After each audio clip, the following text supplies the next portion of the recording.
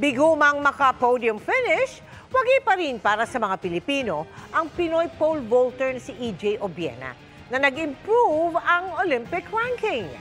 Lalaban pa kaya siya sa susunod na Olympics? Nakatutok si JP Soriano.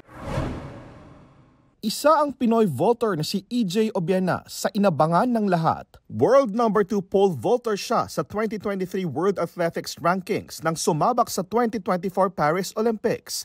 Madaling na-clear ni EJ ang taas na 5.5 at 5.7 meters at umabot pa sa 5.9 meters. Apat na lang silang pole vaulter noon.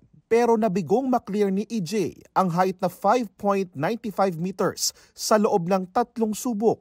Biguman sa podium finish at nagtapos sa pang-4 na pwesto, isang malaking achievement mula noong 2020 Tokyo Olympics kung saan pang-11 ang rank niya. Pero hindi matatago ang lungkot at panghihinayang ni EJ.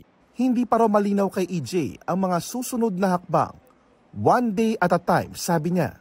Sa interview namin ni EJ, may iniinda pala siyang sakit. Laking pasasalamat ni EJ sa mga sumusuporta sa kanya, lalo na sa mga Pinoy. Ang world number 1 na si Armand Mondo Duplantis ng Sweden ang nakakuha ng ginto at nakapag-set din siya ng bagong Olympic record na siya rin dati ang may hawak.